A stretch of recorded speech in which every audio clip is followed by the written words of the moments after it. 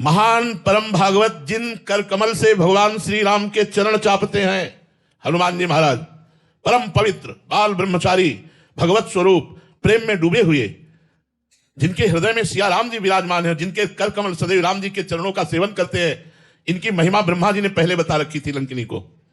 जब रावण ब्रह्म वर दीन्हा चलत बिरंच कहा मोहि चीन्हा, बिकल हो सितै कप के मारे तब जाने सुनिश्चय संहारे।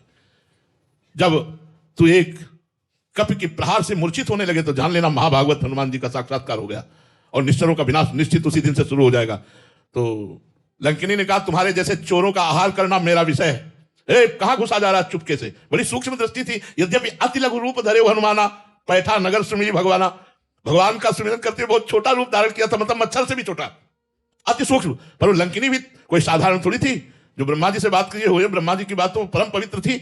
उसने दृष्टि डाली, देखा जाए तो हनुमान जी महाराज जा रहे, रुको। तो हनुमान जी को कौन रोक सकता है? जैसे भगवान राम के अमोघ बाण को कोई रोक नहीं सकता, ऐसे हनुमान जी को कोई नहीं रोक सकता। मुट्ठी का मार महाकप जनी, खून उगलती हुई गिर पड़ी, बोले तात मोर अति पुण्य बहुता। एक घूसा पड़ा, बोले तात मोर अति पुण्य बहुता, मेरा बहुत पुण्य हुआ जो आपने मुझे छू लिया, आपने छू लिया। जिन कर कमल से राम जी के चरण चाहते, आज उन्हीं कर कमल का मुझ राक्षसी को स्पर्श प्राप्त हुआ। जिनके हृदय में सिया राम विराजमान है, वो मेरे सामने है। तात मोर अति पुण्य बहुता, देखे नयन राम कर देता। आज मैंने भगवान के दास को देखा, ये बात है। वहां संग जो है वो हनुमान जी का दर्शन और हनुमान जी का स्पर्श उसको प्राप्त हो रहा है। इस बात का उसको सुख मिल रहा है जी।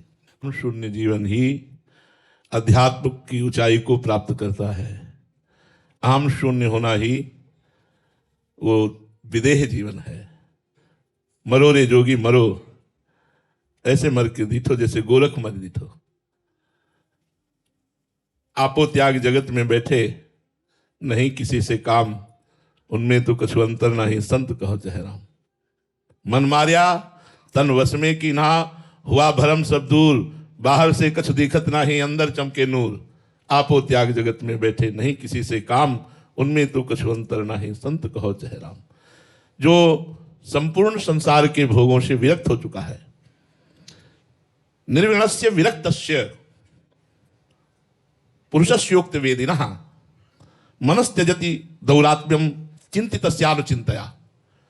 जो समस्त भोगों से विरक्त हो चुका है, शब्द स्पर्श रूप रसगंध,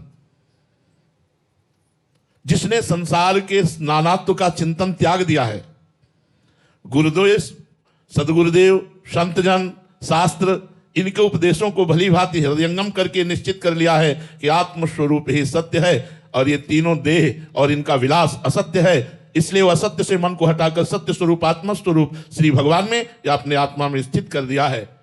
वो मरा हुआ पुरुष है, वो विदेह है, वो जीवन मुक्त है, वो अहम शून्य जीवन है। जब तक विषयों का चिंतन होता है, भोगों के भोगने में सुख है, तब तक ये जीवन नहीं। इस मार्ग में मरकर चला जाता है। नारायण अति कठिन है, हरि मिलन की बाट, या में पग पीछे धरे प्रथम शीश दे काट। शीश काटने का तात्पर्य अहम का नाश हो जाना। शास्त्र और गुरु की आज्ञा में अनुकूलता प्रतिकूलता मान अपमान सुख दुख निंदा स्तुति, इसको समान सहते हुए चलना, यही है अमृतमय जीवन। मृत जीवन इधर तो अमृतमय जीवन इधर। मृत्युर्मा अमृतम गमय, असतोमा सदगमय, तमसोमा ज्योतिर्गमय। ये है। जब तक हमारा मन जिंदा है तो वासनाओं की खेल खेलने की इच्छा में हमें बांधता रहेगा। दुर्वासना मम सदा परिकर्षयन्ति, दुर्वासना सदैव हमें खींचती रहेगी। जब तक दुर्वासना के खेल खेलते रहेंगे तो उपासना परिपक्व नहीं होगी। वासनाएं नष्ट हुए बिना कोई उपासना की स्थिति नहीं प्राप्त करता। चाहे वो भगवत प्रेममयी उपासना हो, चाहे वो ज्ञानमयी उपासना हो, दोनों के द्वारा एक ही तत्व का अनुभव होता है। इसलिए मरने का तात्पर्य है संकल्प रहित मन, भगवत चिंतन परायण चित्त।